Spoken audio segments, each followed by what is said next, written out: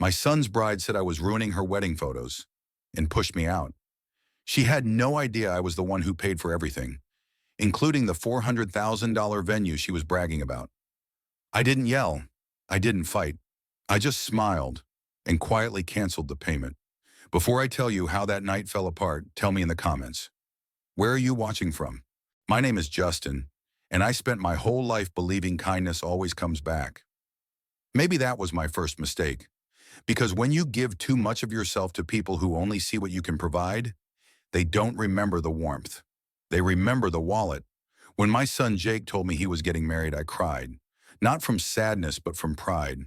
After his mother died 5 years ago, I thought I'd lost my purpose. The house felt hollow, dinners were silent, birthdays too quiet. Jake was all I had left. When he told me about Selena, the woman who brought light back into his life, I wanted to believe him. I wanted to believe she'd bring light back into mine too. From the first day I met her, Selena dazzled me. Not in the way my late wife used to, with kindness or warmth, but with confidence, the kind that fills a room before you even walk in. She smiled like every conversation was an interview. Every compliment from her felt rehearsed, a line from a movie she'd already seen 100 times. Still, I tried. I wanted her to like me. I wanted Jake to be proud of me. I offered to help with the wedding. "You don't need to, Dad," Jake said. "We can handle it." But I insisted. It made me feel useful again. It made me feel like a father again. I sold an old property, a small cabin by the lake that my wife and I used to visit every summer. The money covered most of the wedding costs. The venue, the catering, the decorations, the dress, all of it. I told Jake it was my gift to him. He hugged me so tight that day I thought maybe everything I'd lost since my wife's death had finally found its way back. The months leading up to the wedding were chaos. Fittings, tastings, meetings. Selena and her mother handled everything. I was there, somewhere in the background, the man who nodded and paid. Every time I offered an opinion, it was met with a polite smile and a quick correction. At first, I told myself I was overthinking it. She's young, I thought. She just wants it perfect. But perfection has a way of pushing out people who don't fit the picture. The first time I noticed something was wrong was at the engagement dinner. I wore my best suit, polished my old shoes, and brought flowers. Lilies, Selena's favorite, or so Jake had mentioned once. When I handed them to her, she thanked me, but there was a flicker in her eyes, a glance toward her friends that made my stomach turn. Later, I overheard her whispering to one of them, "He's sweet, but a bit dated." They laughed softly, thinking I couldn't hear. I went home early that night.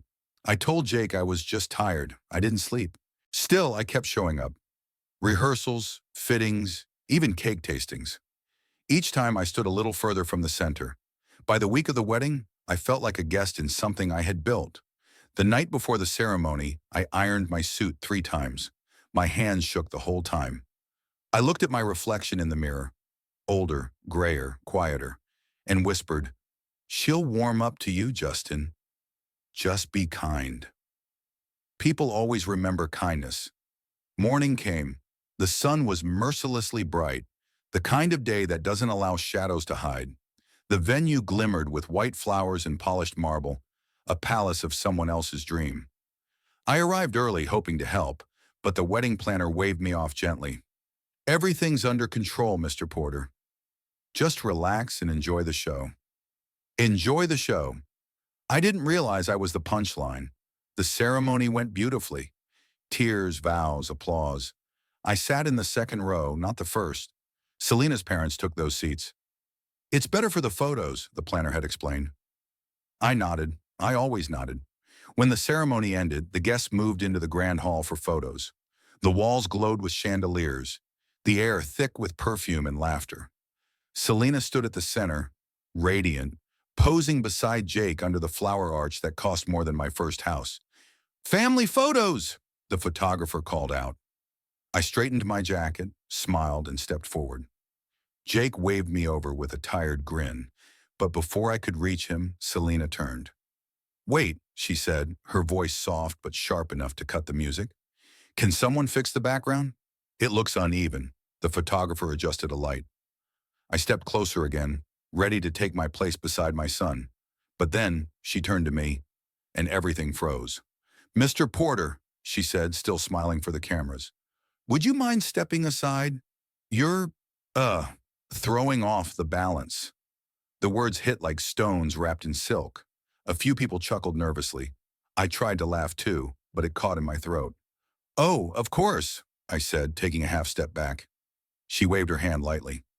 "Just a little more, please." "The frame's too tight," I stepped back again. "Perfect," she said, turning her face toward the camera. The photographer counted down. 3, 2. Then, without breaking her smile, Selena reached out, her hand grazing my chest, and pushed. Not hard, not enough to make a scene, but just enough to move me completely out of the frame. Laughter erupted from somewhere in the crowd, the kind people try to hide behind champagne glasses. I stood there a few feet away from my son's new wife, my hand still half raised, unsure what to do with it. Jake looked frozen, his mouth parting slightly as if he wanted to say something, but didn't. The camera flashed, and I wasn't in the picture. I smiled weakly, pretending not to care, pretending my chest didn't feel like someone had carved out the last piece of it. "Thank you, Mr. Porter," she said sweetly. "You'll be in the next one." But there wasn't a next one. They moved on, bridesmaids, groomsmen, her parents, his cousins. I faded into the background, just another name on the guest list. As the night carried on, I stood alone by the bar, listening to laughter that didn't belong to me. I raised my glass quietly and whispered to myself, to kindness. But even the champagne refused to taste sweet. That was the moment I realized. Some people don't remember kindness. They only remember how small they can make you feel. And that night, I went home smaller than I'd ever been in my life. The morning after the wedding, I woke up with the taste of silence in my mouth. Not sleep, not rest, just that heavy stillness that follows humiliation. The kind that sits behind your ribs and waits for you to move so it can remind you that it's still there. The suit I'd worn was still hanging over the chair, the collar slightly bent, the pocket square crushed. It smelled faintly of perfume and embarrassment. I sat on the edge of the bed and stared at it for a long time, wondering how a piece of clothing could feel like a wound. The phone started buzzing around 8, missed calls, messages, notifications from social media, tags, congratulations, pictures. I scrolled through them slowly. Every photo looked perfect. Selena's radiant smile, Jake's proud grin, the golden light, the flower arch. Not one of them had me in it. I kept scrolling anyway, the way you poke at a bruise to make sure it still hurts. There was a video, too. One of the guests had recorded the photo session. I pressed play without thinking, the screen filled with laughter and flashing lights. Then there it was, me stepping into the frame, her turning, that smile, the hand on my chest, the push. Someone off camera giggled. My hand trembled so much that I almost dropped the phone. I paused the video just as the camera flash went off, freezing that moment forever. Her perfect smile, my half-raised hand, my face caught between confusion and apology. I stared at it until my eyes burned. My chest tightened. I wasn't angry yet. Anger would have been easier. What I felt was something worse. Shame. The kind that makes you question your worth, your presence, your right to exist in a moment you paid for. I thought about calling Jake, but the words wouldn't come. What would I even say? "Why didn't you stop her? Why didn't you pull me back into the frame?" Instead, I texted him, "Hope you're both resting. The wedding was beautiful." He replied 10 minutes later, "Thanks, Dad. Couldn't have done it without you." That hurt more than it should have. I spent the rest of the day wandering the house. Every corner reminded me of how much I'd given. The walls still carried the faint echo of my wife's laughter. The kitchen still smelled like her cinnamon coffee. I caught myself whispering to her photo, "You would have said something, wouldn't you?" By evening, I was back at the venue. I don't know why I went. Maybe I needed proof that it had actually happened. The staff was cleaning up, folding linens, sweeping petals, stacking chairs. The flower arch was still there, drooping now, the roses starting to wilt. I stood under it for a long while, looking up at the spot where the photographer had told me to move aside. My reflection in the polished floor looked small, distorted. Mr. Porter? It was the venue manager, a polite young man with tired eyes. You dropped this last night. He handed me a receipt, the last installment invoice for the event. $400,000, due for processing the next morning. Thank you, I said quietly. He smiled. It was a wonderful wedding, sir. Everyone said so, I nodded. Yes, wonderful. I walked out into the parking lot, the night air thick and damp. My reflection stared back from the car window. Tired eyes, slumped shoulders. A man who'd built a kingdom only to be pushed out of it like a servant. I sat inside the car, engine off, and unfolded the receipt again. My hand hovered over my phone, thumb trembling over Jake's contact. But I didn't call him. Instead, I scrolled to another number, the venue's billing department. My heart thudded painfully as I pressed dial. A calm female voice answered. Good evening, Mr. Porter. Calling to confirm the payment? I looked at the crumpled suit on the passenger seat, at the small tear near the cuff where her hand had brushed me away. My throat tightened. Yes, I said finally. About that payment, I'd like to pause it for a few days. There's been a change. Of course, she said politely. Should we expect an update? Yes, I said. You'll hear from me directly. When I hung up, I sat there for a long time, the sound of rain tapping lightly against the windshield.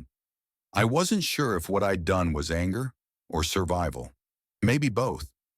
The world outside looked blurry, as if it hadn't decided what it wanted to be yet. Storm or calm. I whispered into the empty car.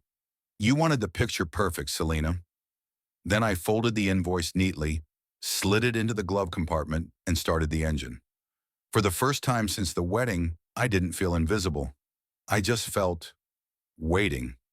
Waiting for the silence to turn into something I could finally live with. The call came the next morning. I'd barely slept, just sat by the window all night, watching the first light crawl up over the trees like it didn't care what happened to me.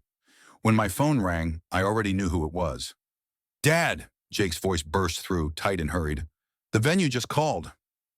They said the payment didn't clear. I closed my eyes. Yes, I said quietly. That's right. What do you mean, that's right? His tone cracked between confusion and anger. They're threatening to cancel our photo release, the video, everything. What's going on? I swallowed slowly, trying to keep my voice even. I asked them to hold it, just for a few days. Why would you do that? I didn't answer. I didn't have the strength to tell him that every dollar of that payment felt like buying my own humiliation. Dad, please, he continued. Selena's panicking. Her family's furious. This looks terrible. Everyone's asking questions. Can't you just what, Jake? I interrupted softly. Pretend it didn't happen? Pretend your wife didn't push me out of a photograph at your wedding? The silence on the other end was sharp, painful. For a few seconds, all I could hear was his breathing. Dad, he finally said, his voice quieter, almost pleading. It wasn't like that. She didn't mean to. She meant it, I said, my voice trembling despite my best efforts. I saw her eyes. She meant it. And you saw it too, didn't you? He said nothing. That was all the answer I needed. Dad, please, he whispered. Don't make this worse. I hung up before I could hear him finish. For hours, I sat in that chair by the window, listening to the clock tick. Each sound felt heavier than the last. I thought about my wife again, how she would have handled all this with grace, how she would have told me to forgive, to rise above. But she wasn't here, and forgiveness felt like a language I didn't understand anymore. By noon, the doorbell rang. When I opened it, Selena was standing there. Even her anger looked immaculate. Flawless makeup, pressed dress, no trace of the storm she brought with her. Mr. Porter, she said flatly, we need to talk. I stepped aside, letting her in. Her perfume filled the room before her words did. I just got off the phone with the venue, she said, crossing her arms. They said you withheld the final payment. That can't be true, right? I said nothing. She tilted her head, that same rehearsed smile forming again, the one she used when she wanted to sound polite but poisonous. Mr. Porter, she repeated slowly, I'm sure this is a misunderstanding. Jake and I have a reputation to maintain. You understand that, don't you? I looked at her. You care about your reputation? She blinked, caught off guard. Of course I do. Then you should have cared about your behavior, I said softly. The smile vanished. Excuse me. I stood up, my knees aching as I did. You pushed me, Selena, in front of everyone. You turned me into the old man who didn't belong at his own son's wedding. And no one, not even my son, said a word. So forgive me if I can't bring myself to sign away my dignity with a check. Her lips parted, but no words came out. I continued. That money wasn't a transaction. It was a gesture of love. A father's last attempt to give his son something beautiful. And you turned it into a stage. She took a step closer, voice low. You're making a mistake, Mr. Porter. People are already talking. This will destroy Jake's image. And yours, I met her gaze. Let them talk. I've been invisible long enough for the first time, she faltered. Her eyes softened just slightly. I didn't mean to hurt you, she said, almost whispering. Then why did you smile when you did it? The silence that followed was thick and cold. She looked around the room, her eyes flickering over the photographs of my wife, the quiet furniture, the old clock ticking in the corner. For a brief second, I saw it, the tiniest flicker of guilt in her expression, but she buried it just as quickly. I'll talk to Jake, she said, straightening. We'll fix this. You'll regret embarrassing us like this. She turned toward the door, but I stopped her. I already do, I said. I regret giving you the chance to. She left without another word, heels clicking sharply against the floor until the sound faded into nothing. That night, the phone rang again. Jake this time. Dad, he said, voice breaking. What did you say to her? The truth, I replied. Selena's crying, he said. Her family's threatening to sue. The press found out the payment's on hold. Do you know what that means? I let out a tired breath. It means for once, people will see her without the filters. He didn't speak. I could hear his frustration through the silence. Finally, he said, You're being cruel. I closed my eyes. Cruel, I whispered. You watched her humiliate me, Jake. You stood there while she treated your father like a stranger, and you call me cruel? He started to reply, but his voice cracked. I just wanted everyone to be happy. Then you should have started with me, I said, and hung up. The next morning, I woke to a dozen missed calls. News headlines. Bride's family furious after father of groom halts wedding payment. Photos from the wedding filled the internet again. Smiling faces, perfect lighting. But now the captions were different. People weren't talking about love anymore. They were talking about pride, disrespect, money. I didn't smile. I didn't feel vindicated. I just felt seen. For the first time since the wedding, people finally saw what had been hiding behind all that glitter.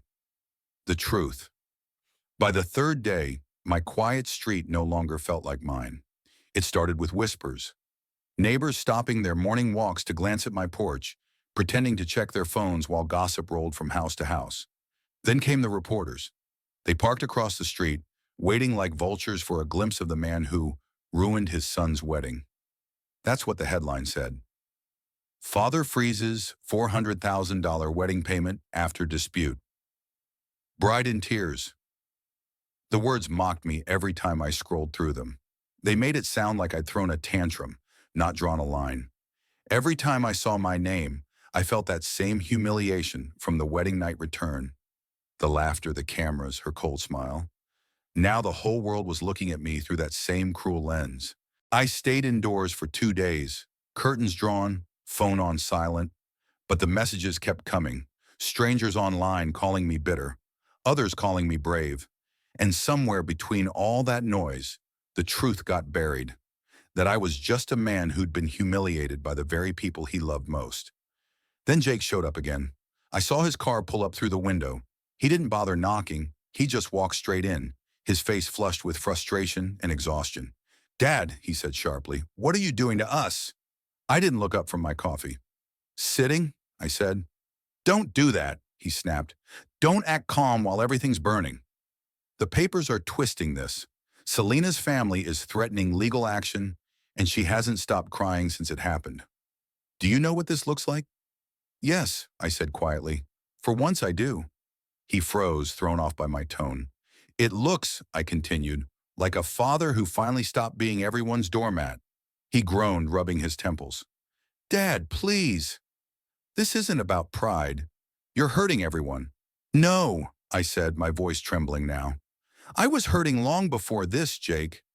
I was hurting when she pushed me out of your photo and you said nothing. I was hurting when I realized the only thing I'd raised you to value was comfort, not courage, not respect. Comfort. He stared at me, guilt flickering behind his anger. You're twisting it.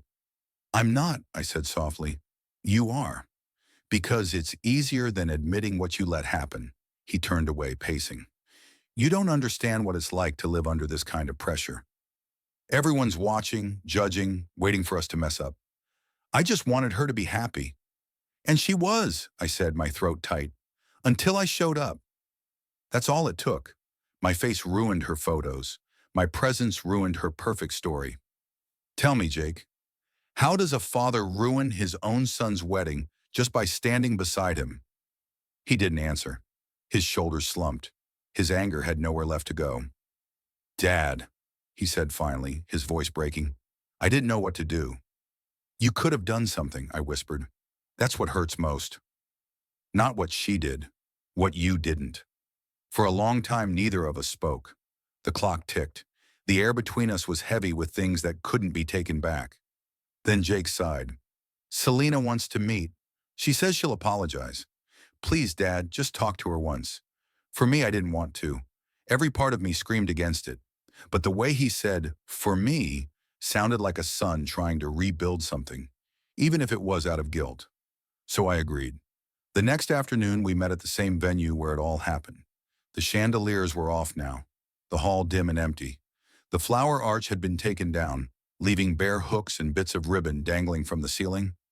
Selena arrived 5 minutes late, wearing sunglasses big enough to hide behind. She took them off as soon as she saw me, her face pale, her voice quiet. Mr. Porter, she said, thank you for coming. Jake stood a few feet behind her, looking like a man caught between two storms. I said nothing. She clasped her hands together, glancing at the ground. I just wanted to say I'm sorry. What I did that night was wrong. I was overwhelmed. I wasn't thinking. I studied her face. There was fear there, but not the kind that comes from guilt. The kind that comes from consequences. You weren't thinking, I repeated softly. Or you didn't think I mattered enough to stay in the frame. Her lips trembled. It wasn't like that. It was exactly like that, I said, the words breaking out before I could stop them. You saw an old man standing beside your perfect picture and decided to move him. Because he didn't fit your story. You didn't just push me out of a photo, Selena. You pushed me out of my son's life. Out of the moment I'd waited for since the day he was born. Her eyes glistened. Jake shifted uncomfortably, guilt washing over him like a second skin. I can't undo what I did, she whispered, but I can say I'm sorry. I nodded slowly. Then say it to the camera. She blinked, confused. What? I pointed at the photographer standing across the hall, one Jake had hired to document this peace talk. Say it to the same lens you smiled into when you shoved me. Her face went pale. That's not fair. Neither was that night. Jake tried to step in. Dad, please. No, I said, my voice firm now. You wanted me to come here, Jake. You wanted me to listen. So I'm listening. Selena's eyes darted between us, panic setting in. You're trying to humiliate me. I took a deep breath. No, I'm giving you the same stage you gave me. Only now everyone gets to see the truth. She looked at Jake, desperate. Are you really going to let him? But Jake didn't move. His silence this time wasn't betrayal. It was realization. Selena's shoulders slumped. I can't do this, she whispered and turned to leave.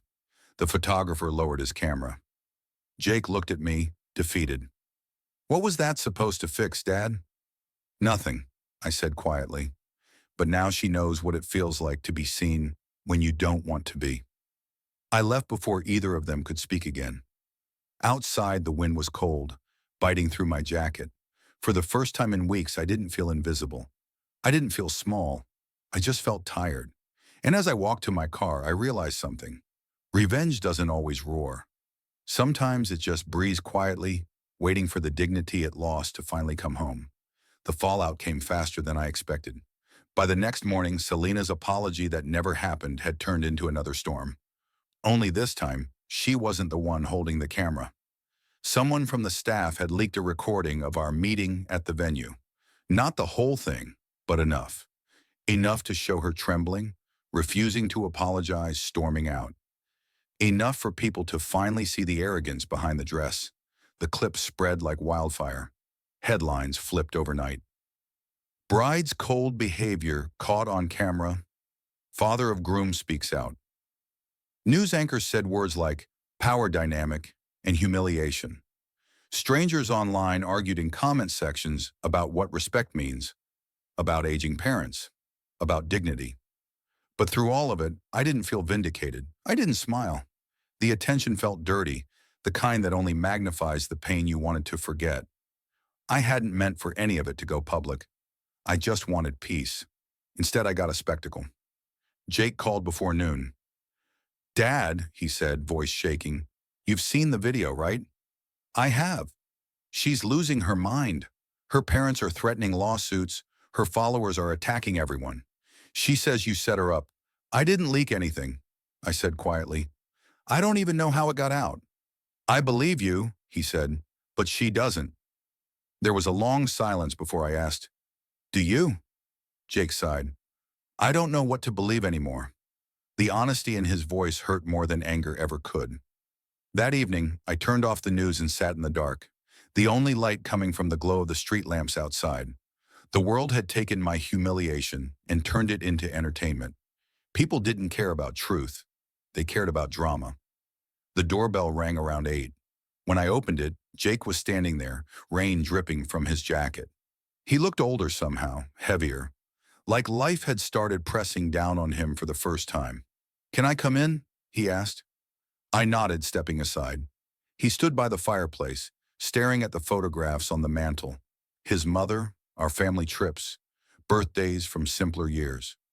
"She's gone," he said finally. "Packed her things and left this afternoon. Said she couldn't live in a house where people looked at her like a villain." I said nothing. He turned toward me, eyes red. I didn't think it would end like this. I thought if I kept everyone calm, it'd all blow over. But it never did. It just kept getting worse. "Because you can't make peace with someone who feeds on control," I said softly.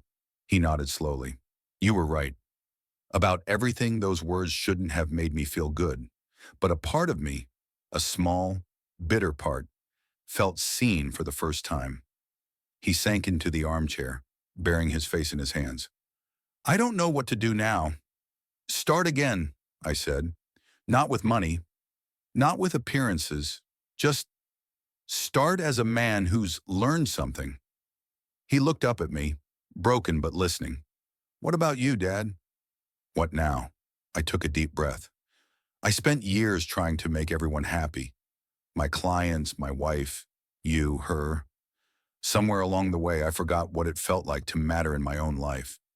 Maybe this, all of this, is just the world reminding me that kindness without boundaries becomes weakness. He nodded, tears brimming in his eyes. "I let her treat you that way." I saw it and I said nothing. "I'm so sorry," I sat across from him. "You don't need to be sorry for her actions, just for your silence. But you're here now, and that counts for something." For a long while, neither of us spoke. The rain against the window filled the silence, steady and relentless. It sounded almost like forgiveness. When he finally stood to leave, I walked him to the door. He hesitated there, looking back at me. "Dad, people online are calling you a hero." I smiled faintly. "Heroes don't cry in the dark, son. They just survived the story."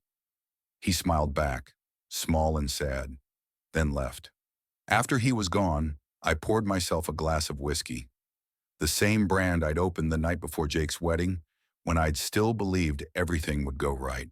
I sat on the porch, the rain still falling, and let the cold seep through my sleeves.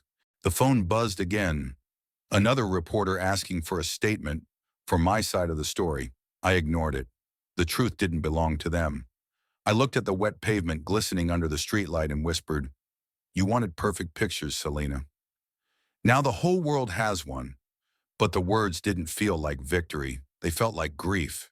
Because beneath all the noise, all the headlines, all the newfound sympathy, I was still that same man standing in the corner of a grand hall, holding a champagne glass, smiling while everyone else laughed. And some humiliations, no matter how justified your revenge, never really leave. They just stop hurting loud. Weeks passed. The world moved on, as it always does. But inside my house, the noise never really stopped. Even when the reporters stopped calling and the headlines faded, their echoes stayed. Fragments of phrases like bitter old man, humiliated a bride, family torn apart by pride. People had built whole opinions about me without ever knowing my name beyond that headline. But the silence after attention is worse than the attention itself. Because once everyone forgets, you're left alone with the echo of what they said. Some nights I'd sit in the kitchen with the lights off, just the hum of the refrigerator and the faint creak of the old clock.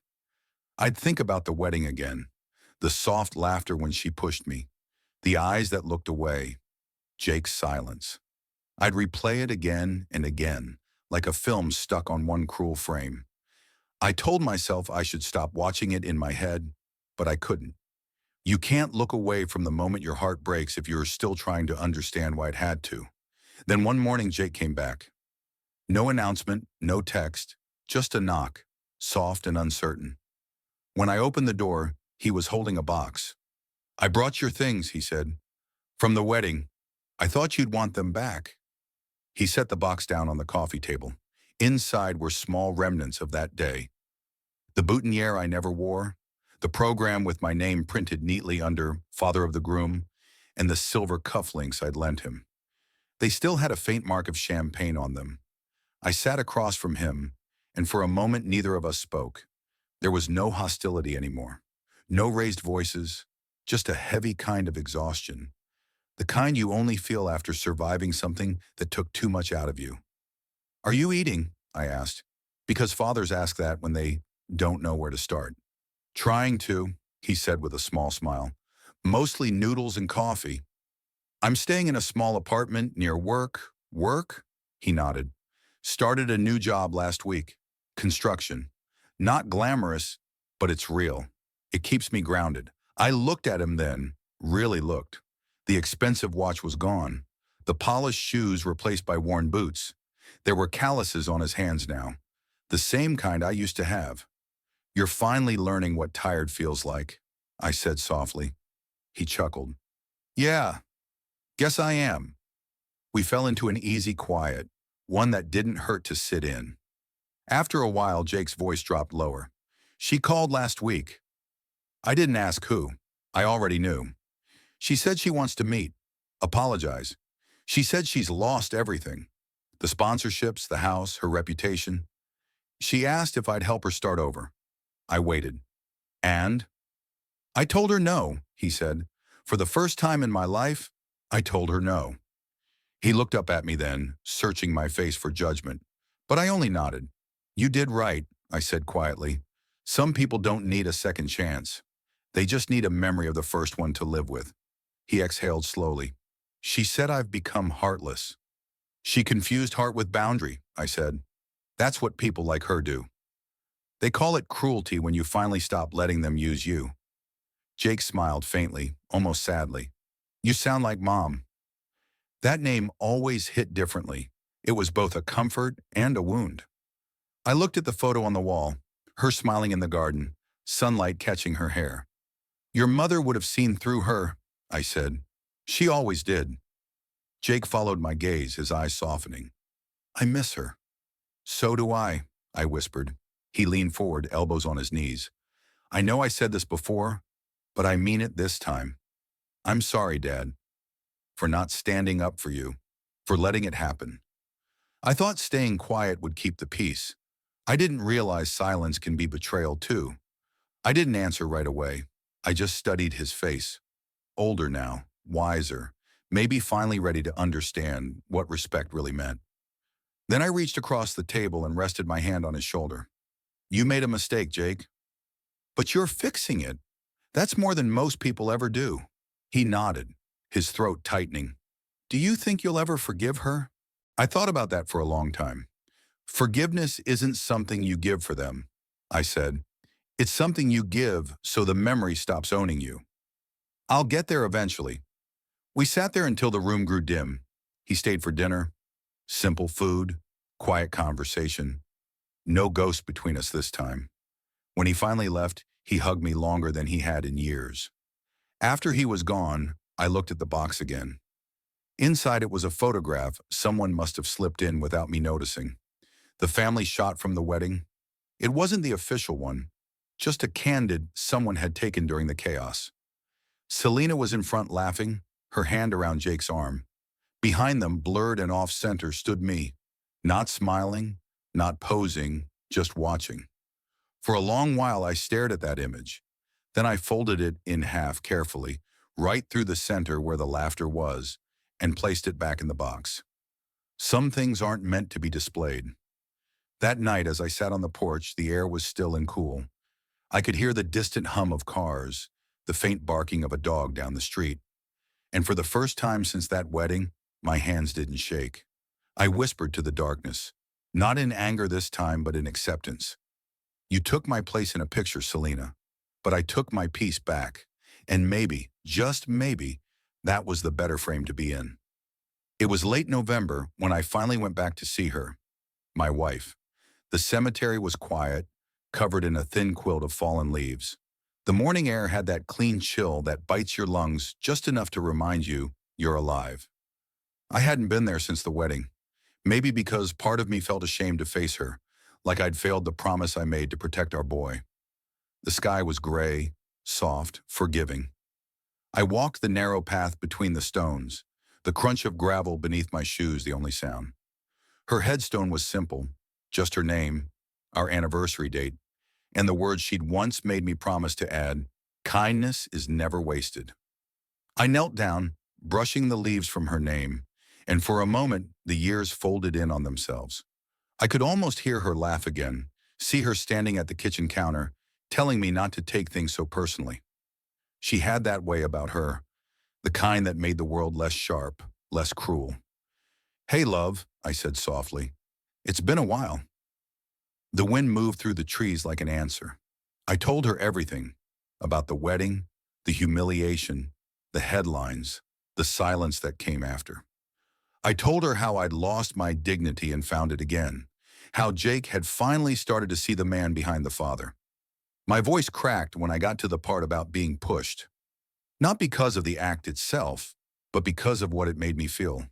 Invisible, forgotten, unwanted. I froze that night, I whispered, not because I was angry, but because I didn't know who I was to them anymore. I thought being good, being kind, was enough. But kindness without respect is just servitude, isn't it? A tear fell before I could stop it. I wiped it away and laughed softly. You'd hate seeing me cry. You'd tell me I'm making a scene. I placed a small photo beside the headstone, the one of Jake and me by the fence, both of us covered in sawdust, smiling in the sunlight. We fixed the fence again, I said. It's solid now. Just like he's trying to be, I looked up at the gray sky, the branches swaying above. You'd be proud of him. He finally stood up for himself. For us, he's working, he's growing, and he's different. I think losing her might have been the best thing that ever happened to him. The wind picked up again, carrying the faint scent of pine and damp earth. I took it as her way of agreeing. I miss you every day, I said, but I think I'm finally learning what you meant about kindness. It's not about being liked, is it? It's about being true, even if it costs you the picture everyone else wants to paint. I stayed there for a long time, just breathing, letting the quiet fill in the spaces words couldn't. When I finally stood, I felt lighter. Not healed exactly, but whole. Like something that had been broken inside me had finally settled into place. On the way home, I stopped by the old cafe Jake and I used to visit when he was little. The owner recognized me, even after all these years. "Coffee, Mr. Porter?" she asked. "Please," I said. "Black." She brought it over, steaming, strong. I sat by the window, watching people walk by, couples laughing, kids running ahead of their parents, the simple rhythm of ordinary life. I realized then that somewhere along the way, I'd stopped waiting for anyone to make room for me in their frame. That night at the wedding, I thought being pushed out was the worst thing that could happen to a father. But maybe it was what I needed, because once you've been erased, you learn how to draw yourself again, clearer, truer, without asking permission. When I got home that evening, Jake was sitting on the porch. He stood when he saw me, hands in his jacket pockets, a small smile on his face. "You went to see Mom," he said. I nodded. "Yeah, told her everything." He chuckled softly. "Bet she had opinions." "She always does," I said. We sat down together, the night around us calm and cool. The fence stood behind us, the one we'd rebuilt. Its wood was darkened by the season, but solid, holding firm. Jake broke the silence first. "You know, I've been thinking of starting something small, a repair business, home renovations maybe. Call it New Frame Restorations." I smiled. "Fitting name." "Yeah," he said. "I figured it's time I start fixing things that actually matter." We both laughed quietly. The stars began to peek out between the clouds, and for once the quiet didn't feel heavy. It felt earned. After a while, Jake asked, "Do you ever wish that day hadn't happened?" I thought about it. The push, the humiliation, the headlines, the loneliness that followed. Then I shook my head. "No," I said. "I wish it had hurt less, but I don't wish it away. Some pain is necessary. It's how you find out what you're made of." He nodded slowly. "I guess we both had to learn the hard way." "That's the only way that lasts," I said. We sat there until the crickets took over the silence, until the world felt small again. Just a father, a son, and the quiet comfort of things finally mended. Before heading inside, I looked once more at the fence, its silhouette framed by the porch light. I thought of all the things that had been taken from me, dignity, respect, love, and how, somehow, I'd reclaim them one nail, one truth, one act of courage at a time. I whispered to the night, to my wife, to the world that had once laughed at me, "You can push me out of your picture, but I'll always build my own." And with that, I turned off the porch light, stepped inside, and closed the door on the past. Not in anger, but in peace. Because some stories don't end with revenge. They end with dignity. And that's enough.